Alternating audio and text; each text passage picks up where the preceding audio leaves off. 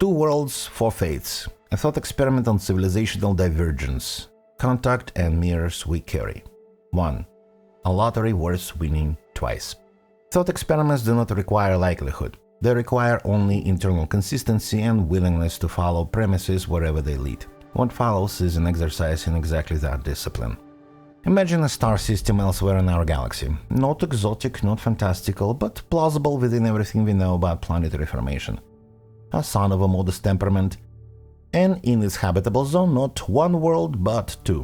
One sits at the inner edge of that zone, closer to the warmth of the sun, the other occupies the outer edge, cooler and subject to harsher seasonal variation. Both formed from the same cosmic material, both were struck by the same ancient bombardment of meteors that seeded them with the building blocks of life. Both, against extraordinary odds, gave rise to intelligent, tool-using, civilization-building species. The distance between them is modest by cosmic standards, comparable to distance between Earth and Venus. Light crosses in seconds. Radio signals, once invented, would arrive at the neighboring world in almost real time. Those are not distant strangers peering at each other across light years. Those are neighbors whose windows face each other across a narrow street. The distance between them is not cosmic, it's environmental. And environment, as any honest student of history will acknowledge, shapes everything. The outer world, call it harsh world, sits in a climate of pressure and contrast. Cold winters, lean soil in many regions, periodic drought. The inner world, the paradise world, is something else entirely. Extraordinary biodiversity, vast fertile territories, gentle climate across most of its surface. Food is not a problem to be solved, it simply is. One further constraint makes this scenario analytically traceable. The atmospheres of both worlds are close enough in composition that their inhabitants could survive on each other's planet, though not without a period of acclimatization.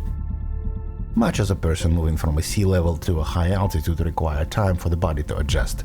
The barrier to contact is distance and technology, not biology. From this shared starting point, four broad trajectories emerge. In two of them, one civilization reaches the threshold of space travel well ahead of the other, and the encounter is profoundly asymmetric. In the third, the civilizations arrive as near peers, but in a condition of mutual fear, and the encounter becomes a contest.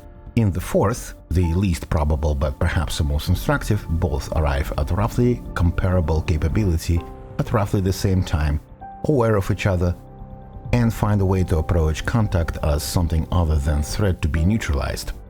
What we examine here is not the specifics of either world, not their particular species, their languages, their individual histories, but the structural forces that would shape their development and determine the texture of their encounter.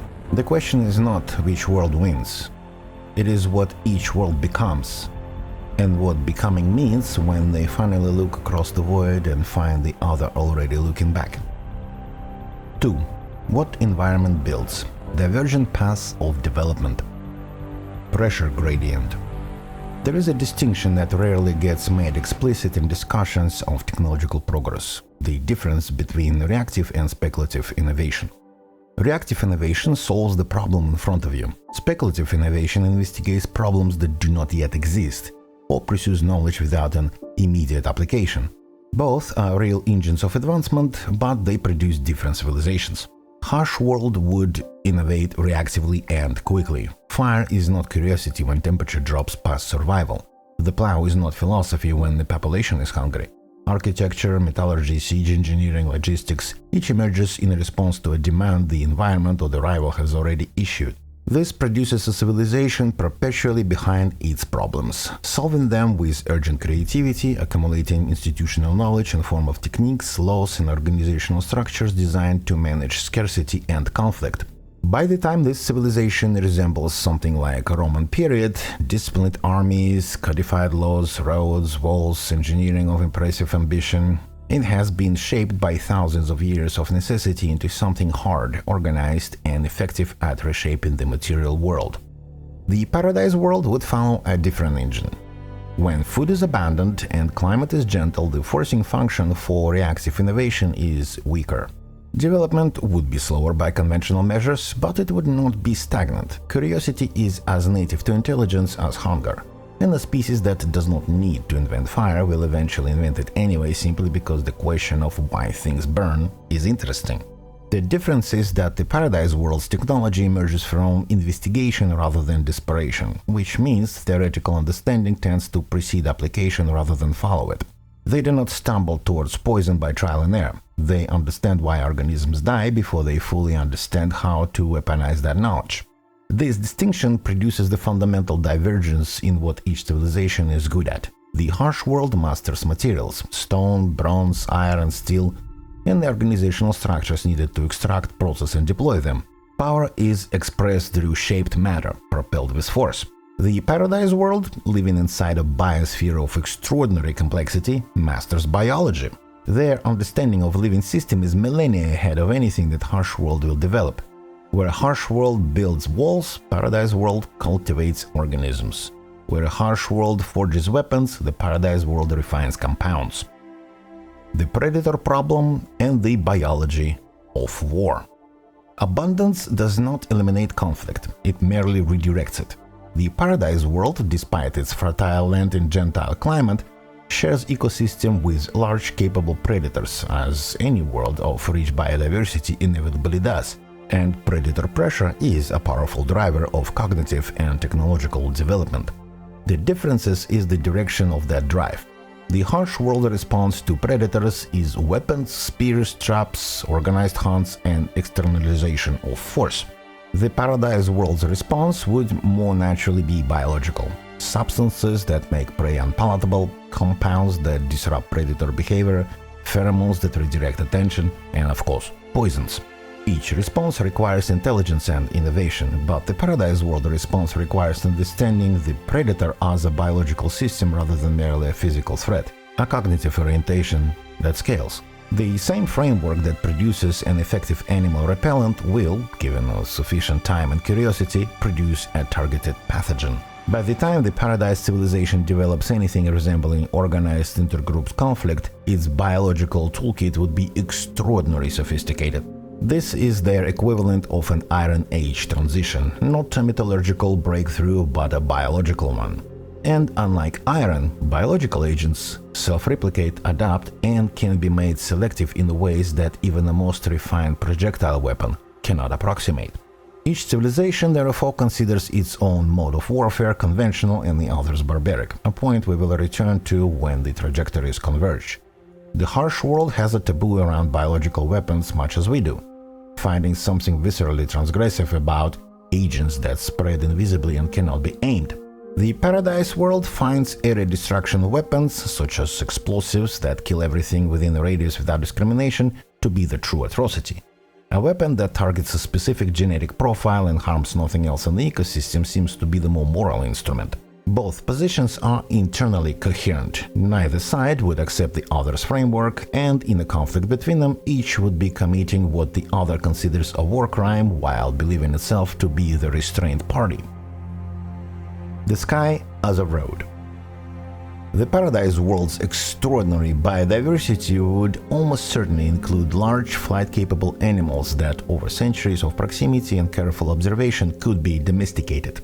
The consequences of domesticating flight are not merely military or economic, they are cognitive. A civilization that regularly travels by air develops a relationship with the world fundamentally different from the one that travels only on the ground. Their cartography would be aerial from early stages, their understanding of weather system would be experiential. Their mythology would not treat the sky as an untouchable domain of gods, but as a place one actually goes to. When they eventually look at their moon and wonder what is up there, the conceptual barrier to space exploration is already partially cleared. The engineering challenge remains enormous, the psychological and cultural barrier, substantial in our own history, is already behind them. Social architecture and question of hierarchy. Scarcity builds hierarchy faster than almost any other force. When resources are insufficient for everyone, someone must decide who eats. When territory is contested, someone must organize the defense. Authority structures, property rights, legal frameworks all emerge from the need to manage competition over things that are not abundant enough for all. The harsh world would develop hierarchy early, rigidly, and with the institutional permanence of things that are load-bearing. The paradise world social structures would be less hierarchical and more distributed, not because its inhabitants are morally superior, but because its forcing function for rigid authority is weaker. Leadership earned through knowledge rather than military command produces authority of a different texture. Their structures would tend toward confederacy rather than empire, and towards consensus rather than command. This has a consequence that matters enormously for contact. The two civilizations would arrive at interplanetary capability with almost entirely incompatible assumptions about what authority looks like, what ownership means, and how decisions are legitimately made. Neither framework would be legible to the other without deliberate effort, and first contact rarely allows for deliberate effort. 3. The first asymmetry. The paradise world arrives first. The first scenario requires us to imagine the paradise world reaching interplanetary capability while the harsh world is still in the medieval equivalent, organized religion, feudal hierarchy, iron weapons and walled cities.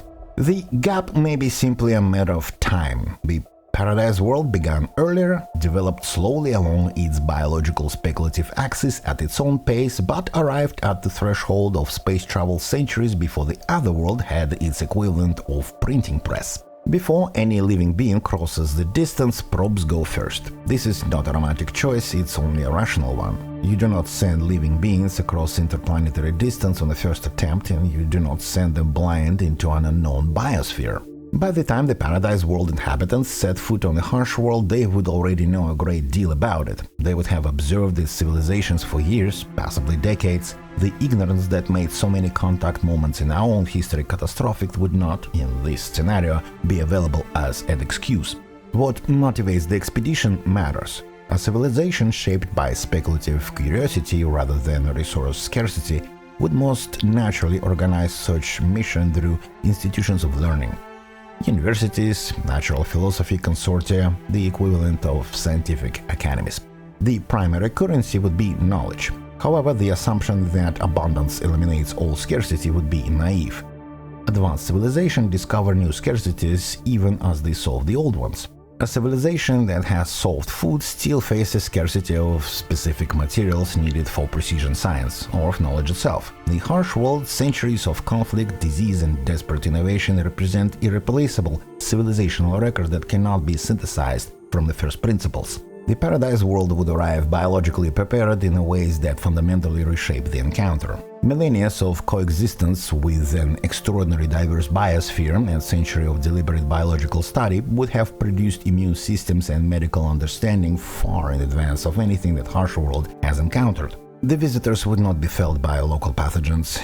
They would move through the harsh world's biosphere with the confidence of people who spend generations learning how living systems work. The harsh world's population would observe visitors arriving from the sky in the vessels it cannot comprehend, appearing immune to disease, demonstrating capabilities that look indistinguishable from miracles. The cognitive and theological disruption would be immediate and total. A medieval civilization in its dark ages has a sophisticated interpretive apparatus designed exactly for this moment. The priesthood, the scholars, the keepers of the institutional meaning. They will not see inexplicable strangers. They will see something that must be categorized. God, demon, angel, omen, and they will begin categorizing immediately because that is what interpretive institutions do. Once the categorization is made and endorsed, it becomes extraordinarily difficult to correct. You are not correcting an individual's misunderstanding. You are correcting a socially reinforced collective interpretation backed by authority of people whose power depends on that interpretation remaining stable. The paradise visitors face a problem no amount of good intention dissolves. Their presence is itself an intervention. They cannot observe without being observed.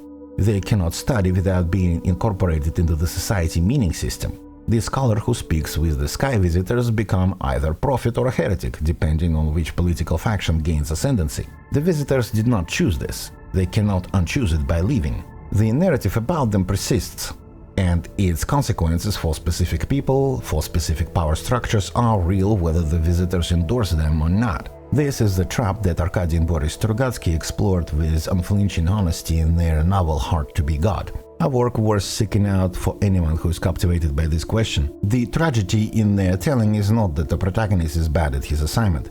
The tragedy is that the assignment is structurally impossible. A society is not a machine with replaceable parts. Every element is load-bearing in ways invisible until removed. Well-intended intervention does not reform the system. It destroys the people who carry new ideas, and the system continues. The best the Paradise Expedition can hope for is to do less harm than ignorance would allow. The worst is that their very presence, regardless of action or inaction, reshapes harsh world history in ways they can neither predict nor control. The second asymmetry. The harsh world arrives first. The second scenario inverts the asymmetry. The harsh world reaches the interplanetary capability while the paradise world still lives in the early civilizational level. Writing, trade, cities, religion, but nothing resembling the technology needed to detect, let alone resist, a visitor from space. Again, probes go first. The harsh world expedition arrives with data. They know what they're walking into. In broad terms, they know the biosphere is rich, they know that there is an intelligent civilization. The ethical weight of the encounter is therefore not mitigated by ignorance. The visitors know what they are doing and have chosen to do it. What they choose to do depends on something more variable than technology, the values of the civilization that sent them. This is perhaps the most important variable in this scenario. A harsh world that has reached the space travel while retaining an earlier era colonial values, whose institutions were built for resource extraction and whose concept of other people is organized around the hierarchies of sophistication, will deploy those institutions regardless of individual virtue. A kind captain working for a colonial trading company is still a colonial trading company captain. The institution extracts because that is what it was built to do. Individual decency is insufficient to overcome institutional logic when the institution is powerful and individuals within it are accountable upward. A harsh world that has genuinely internalized the lessons of what those institutions did arrives differently, not as pure altruism, which is probably not realistic for any civilization under the stress that produces space travel, but with a self-restraint built into its institutions. Accountability structures, implicit protocols, a scientific establishment with a genuine authority to shape the mission's conduct. What greets either version, regardless of values, is a biological system of extraordinary complexity that has no mechanism for recognizing them as anything other than a novel organic material to be explored. The harsh world medical tradition is materials and chemistry based. They understand pathogens at the level of germ theory.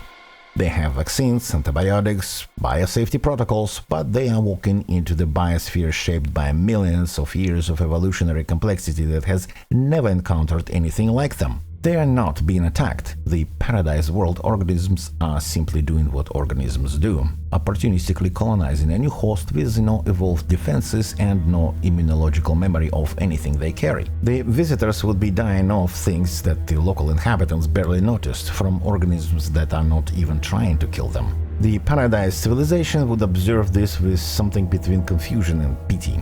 The sky visitors arrived in impossible vessels, demonstrating obvious technological sophistication, and now dying of causes that appear mundane. A civilization shaped by biological understanding rather than hierarchical religious authority would have different interpretive frameworks than the harsh world's medieval population in the first scenario. They might see the visitors as organisms that have arrived outside of their ecological context, capable in certain dimensions, catastrophically fragile in others. The darkest version of this scenario is contamination running in both directions simultaneously. The harsh world expedition dying of parasite biology, while their own microbiome devastates organisms in the local ecosystem that have no defenses against the alien intrusion. Two biospheres beginning a slow, catastrophic negotiation neither civilization has the tools to manage. What this scenario reveals most clearly is the limit of technological advantage. The harsh world has the superior hardware. None of it is sufficient preparation for a biosphere shaped by a completely different evolutionary history. The advantage that matters most in this scenario is not the one that harsh world has. 5. The hostile symmetry. Two civilizations, one outcome. The third trajectory introduces a condition absent from the first two, rough parity. Both civilizations arrive at interplanetary capability roughly within the same era. neither holds a decisive technological advantage. But rather than producing negotiation, this parity produces the most dangerous condition in the thought experiment: a security dilemma at interplanetary scale. In real time, between two civilizations that have watched each other for decades and have reached opposite conclusions about what they see. The 4 phases of awareness. Before any contact is possible, awareness arrives in stages. Each one is a threshold cross that cannot be uncrossed. The telescope era comes first and lasts longest. Both civilizations can see that something is there long before they can confirm what it is. Resolution improves over decades and centuries as optics advance. First the disk, then the surface features, then a strange geometric regularity of what might be large-scale construction, then what could be city lights on the night side. The philosophical disruption arrives long before any communication is possible. Both civilizations would have scientific establishments devoted to studying the neighboring world and popular mythologies built around what is there. By the time the first signals arrive, the other world has already been a presence in each civilization imagination for generations. In their philosophy, their religion, their art, what is eventually received is filtered immediately through what was already believed. However, at this stage, neither world knows for sure if the other is inhabited, and if inhabited by an intelligent species. Geometrical formation might be a result of natural geology. The lights on the night side might be evidence of volcanic activity. There are those who believe that the other world is inhabited, and those who do not. There is no consensus, at least not yet. There would be years and possibly decades of intense debate before any consensus forms.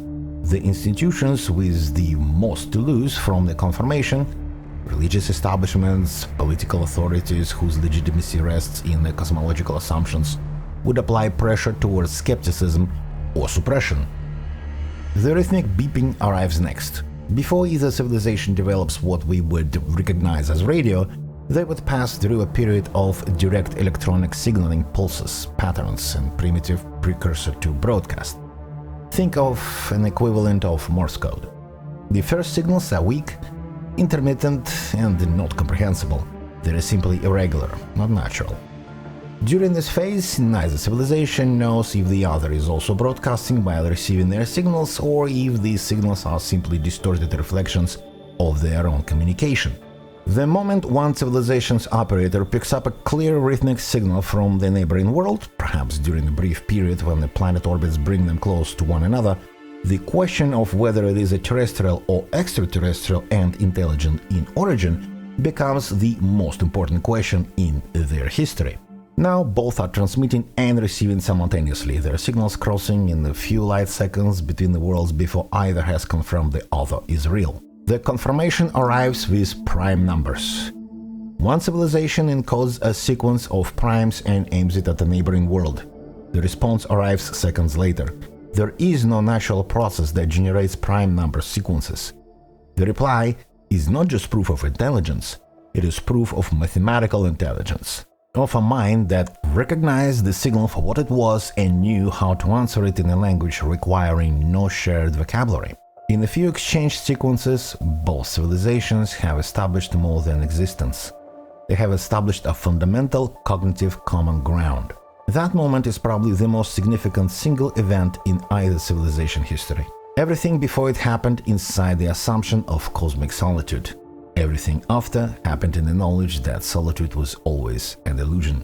The open window follows. What comes after the prime number exchange is not diplomacy but flood.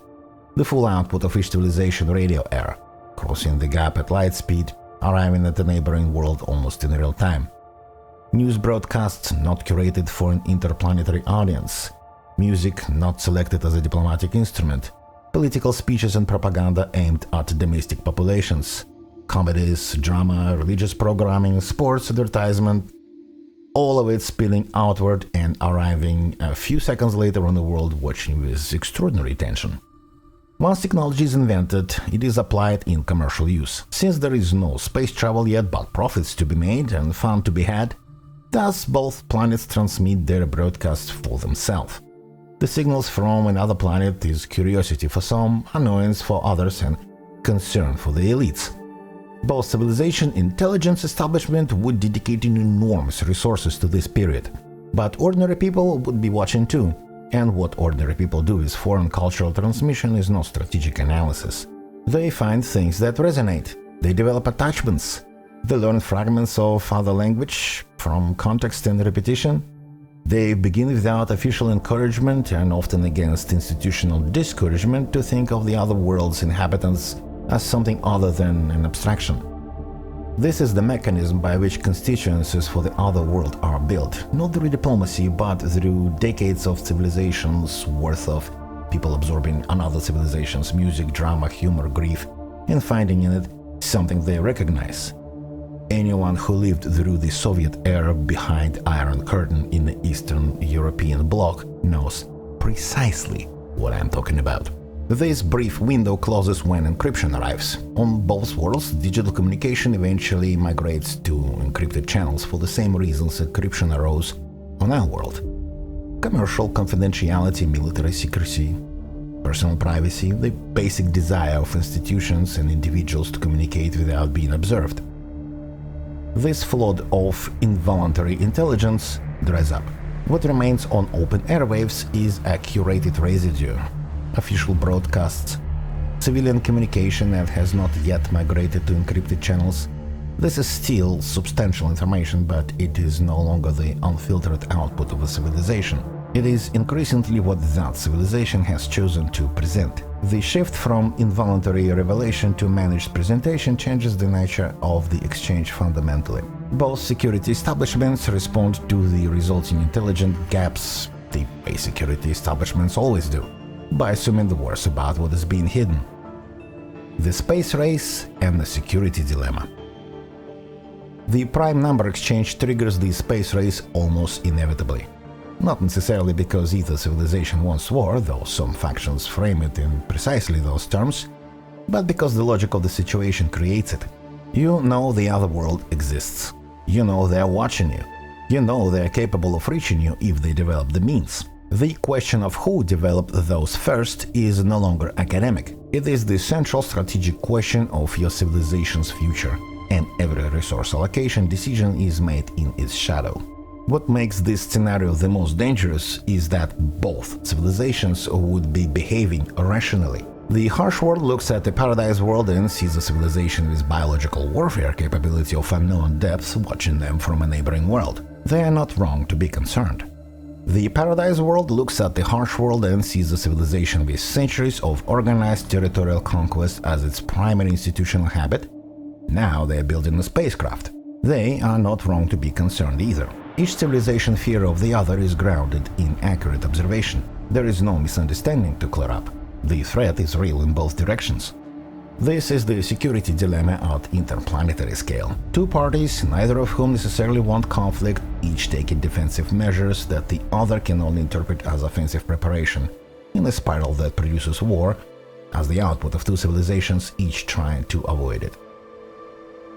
Steel and explosives against biology. When conflict comes, it would be unlike any war either civilization has previously fought. Not merely in scale, but in kind.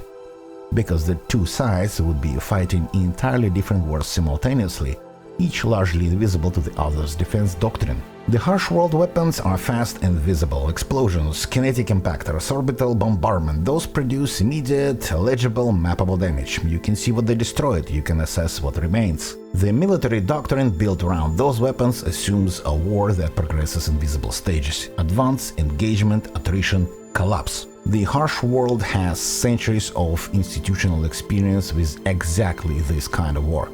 It knows how to fight it, how to survive it, and how to rebuild after it. The paradise world weapons are invisible and precise. A pathogen does not announce itself. It spreads through population like the wildfire before anyone knows it is there. By the time the harsh world understands it is under biological attack, the weapon may already be irreversible. There is no front line, there is no territory to defend or advance.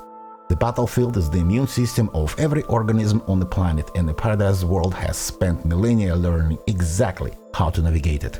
The harsh world's taboo on biological weapons means it has also never seriously studied how to defend against them. The medical establishment, built on chemistry and material science, is not equipped for war fought on a genetic level. The Paradise World faces the inverse vulnerability. Its biological arsenal is devastating against organic targets, but the harsh world's first strike capability, kinetic, fast, precisely deliverable from orbit, can destroy biological weapons infrastructure before they have a chance to deploy them. You cannot culture a pathogen in a facility that no longer exists. The Paradise World's weapons require time and living systems to produce. The harsh world's weapons require only delivery.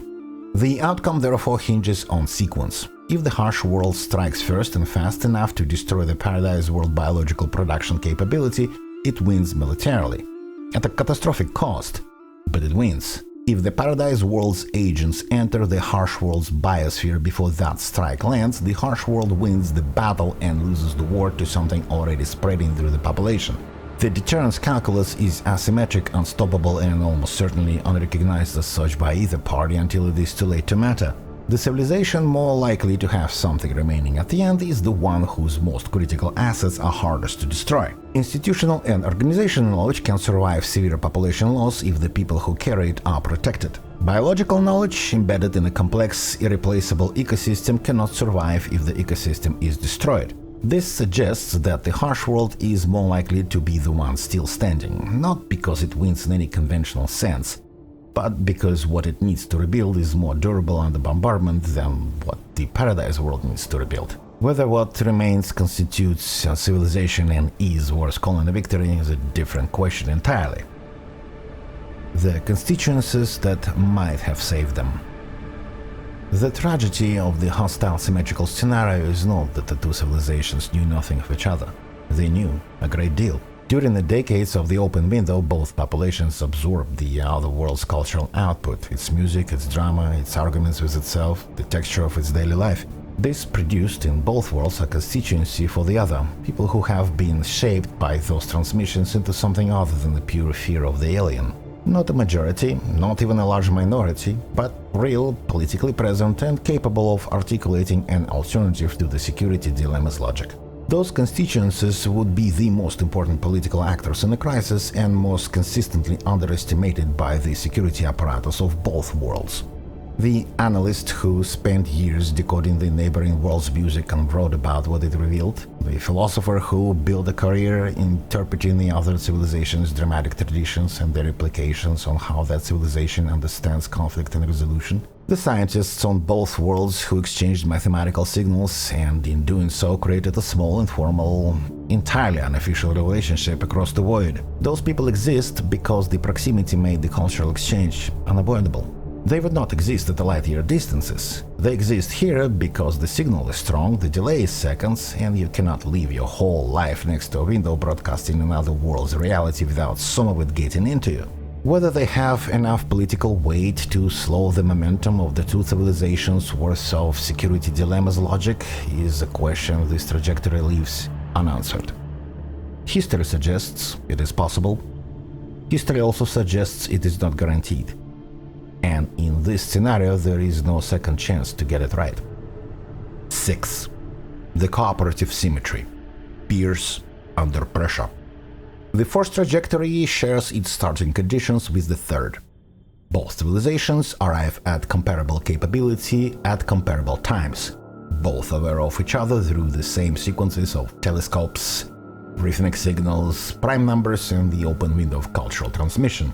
What distinguishes it is not the civilizations themselves, but what the universe does to them before the crisis point arrives. Nature does not hold still. The Paradise World's climate begins to shift. Volcanic activity, a change in the ocean, circulation patterns, some combination of natural and self-inflicted causes, all culminate towards something less hospitable. The biological paradise begins to contract. Species disappear, crops that fed the civilization fail in regions where they have been sustained for centuries. Meanwhile, the harsh world is experiencing a different disruption.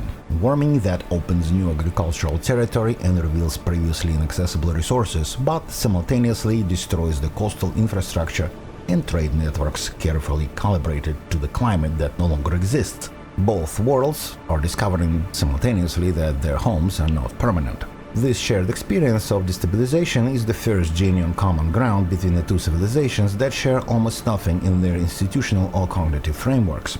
They have both encountered the same fundamental truth: the world does not sustain you indefinitely without negotiation. What each sees in the other. When each world turns its instruments towards the other with this new context, they see something unexpected. The Paradise world looks across and sees a planet becoming more temperate, more fertile, at the very moment their own world cooling and contracting. Suddenly they do not see conquerors. They see potentially a hedge. If their world continues to degrade, the harsh world paradoxically might become the more viable long-term home. The harsh world looks back and sees the biosphere of extraordinary richness beginning to degrade. Whatever biological resources and knowledge the Paradise civilization has accumulated, all of it becomes more valuable the faster it disappears. Neither side had yet thought to make the offer explicitly, but structure of the mutual need is visible to anyone who looks clearly at both situations simultaneously. The Paradise world has the most sophisticated ecological management knowledge in the star system, built over millennia of studying complex biology. If anyone understands how to cultivate an ecosystem, it is them. The harsh world has something equally valuable in this context: the institutional experience of surviving in a difficult environment, of building infrastructure resilient to hostile conditions, of managing populations through scarcity and climate stress. Their engineering and social organization systems were built for exactly the kind of pressure both planets are now experiencing. Together, they would be more capable than each alone, not merely additively, but in the sense that each addresses the other's most fundamental vulnerability. This complementarity is the foundation that the hostile symmetrical scenario never found. It does not guarantee a good outcome, but it changes the incentive structure of conflict from zero-sum to something that at least admits the possibility of mutual benefit. The faction problem. Mutual necessity does not produce simple outcomes. No civilization speaks with one voice, and the assumption that it does is the most consistently dangerous error any context scenario can make. Every society contains people who want different things from the encounter with each other: the curious, the fearful, the acquisitive, the idealistic, and the opportunistic. These factions are not stable over time. They gain and lose influence based on events that have nothing to do with the contact itself: domestic political shifts, natural disasters, economic pressures, the death or rise of specific leaders. The harsh world would not present a unified face.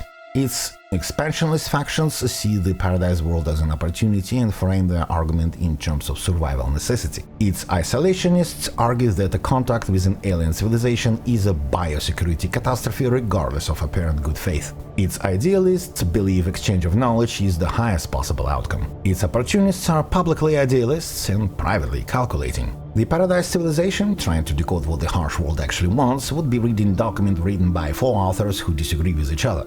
The Paradise world fractures differently. Its divisions would fall along philosophical lines rather than resource lines, between those who see their world degradation as a reason to reach outward and those who see it as a reason to focus inward and apply biological mastery to preservation and restoration rather than exploration. A shift in domestic political power on one world changes the face that world presents to the other. A natural disaster on either planet redirects resources and attention in ways other cannot anticipate and will inevitably misinterpret. The closest analogy in our own history is not colonial encounter, those were too asymmetric, but the arms control negotiations of the Cold War. 2 roughly equal powers, both aware that the situation was dangerous, both containing genuine advocates for better outcomes, repeatedly undermined by their own internal politics at critical moments. The structure of the encounter and internal politics created pressure that good intentions alone could not overcome. What the open window built.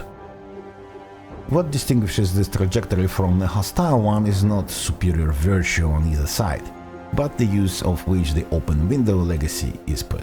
In both symmetrical scenarios, the decades of involuntary cultural exchange produced constituents for other world, people shaped by those transmissions into something other than pure strategic calculation. In the hostile scenario, those constituencies are insufficient to overcome the momentum of the security dilemma.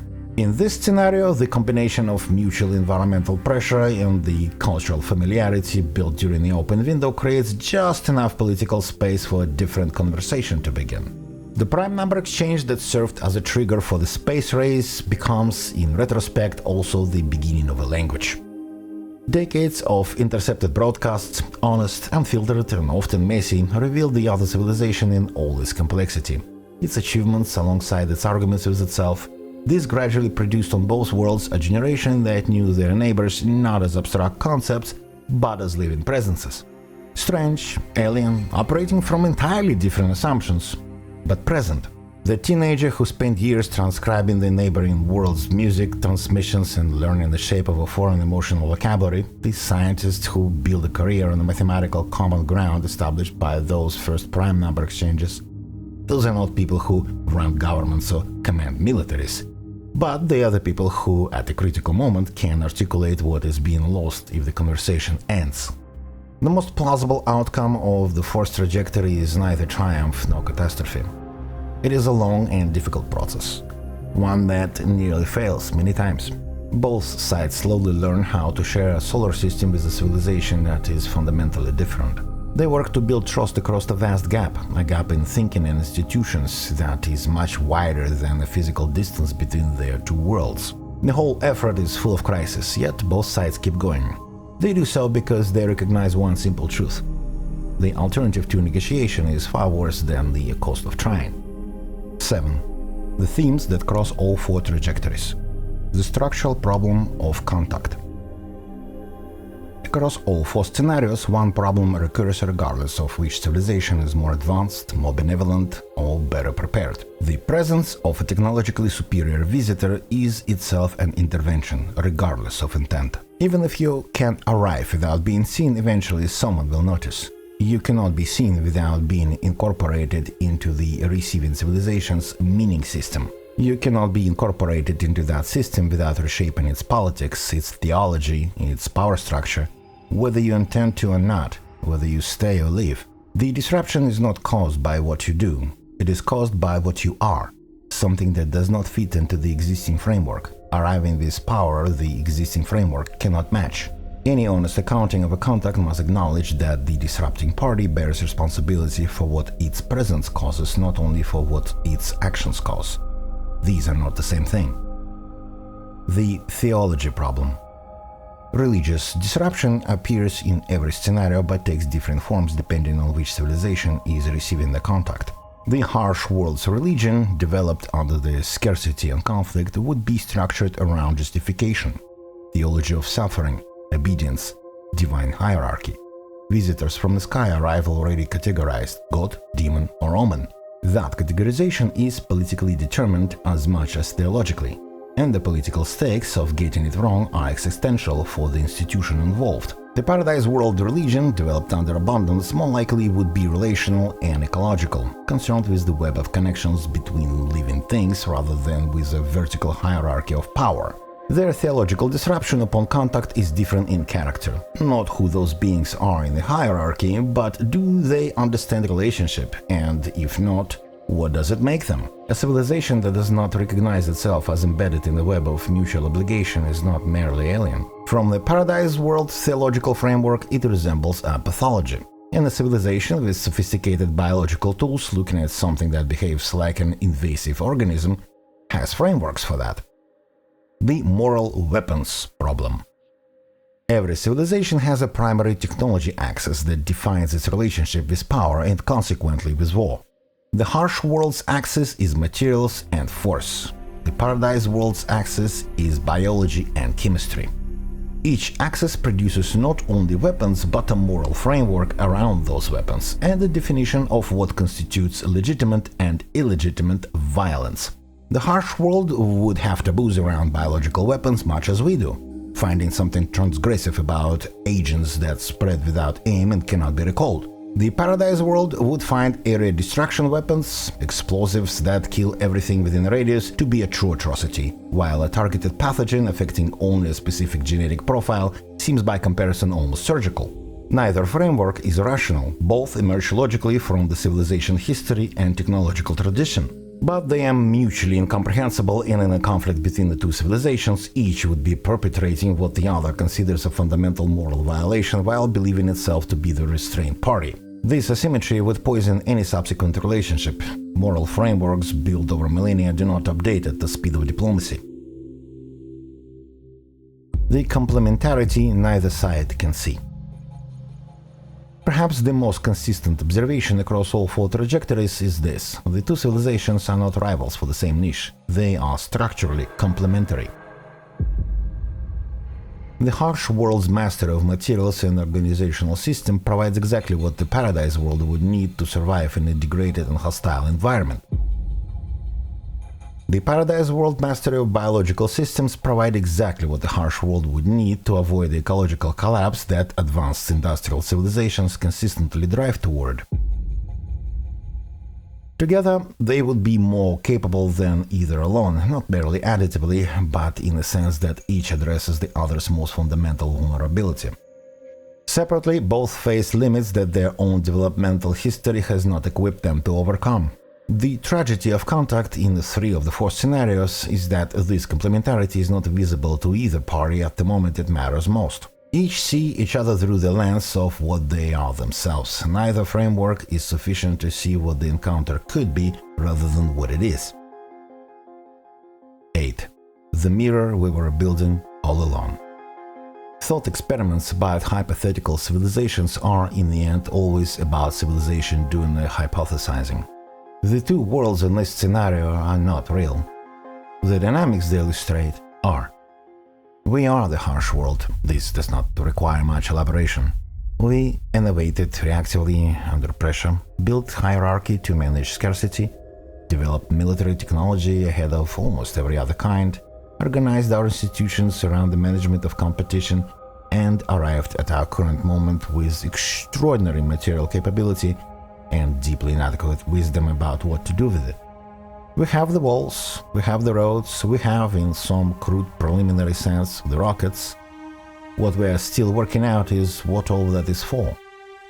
But we also contain within ourselves the impulse of the paradise world, the curiosity-driven investigator who pursues knowledge without immediate application, the ecologist who understands the web of relationship rather than the only node of self-interest, the physician who thinks in systems rather than in symptoms, the philosopher who asks not how to win but what winning is for. These traditions exist within our own civilization, often marginalized, always in tension with the reactive, instrumental mainstream, and persistently important beyond what their institutional power would suggest.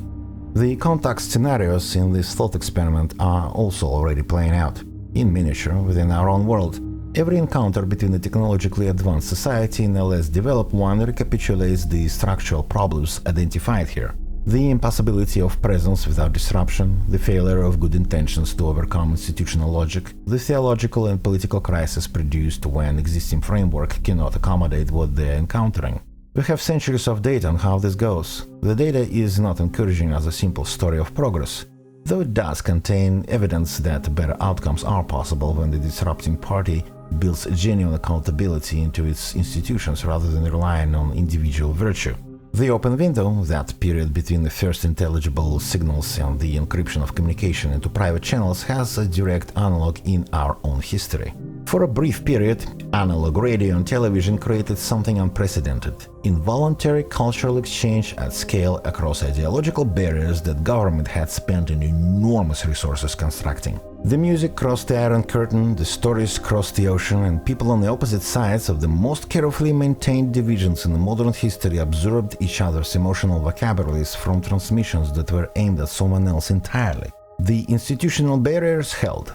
The cultural ones were porous from the beginning. This is not a small observation. The constituencies that prevented the Cold War from becoming a hot one were not built primarily by diplomacy or by policy. They were built by decades of people on both sides encountering each other's humanity in forms that others had not designed as persuasion.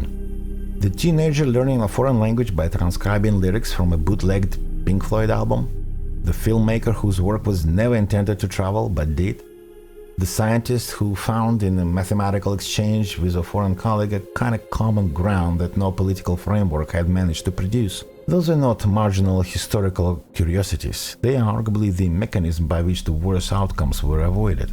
The four trajectories in this thought experiment do not resolve into a clear lesson.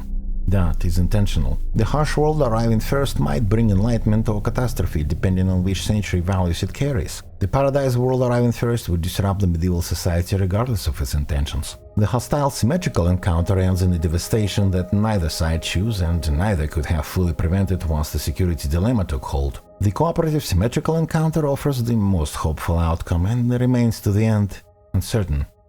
What this thought experiment does resolve into is a set of questions that are not hypothetical at all. What do we owe to those we encounter from a position of power? What is the relationship between institutional logic and individual virtue, and which one actually determines outcomes? What is built slowly and without intention by a simple fact of living within the signal range of another civilization's reality? And what is lost irretrievably when the window closes and the managed presentation begins?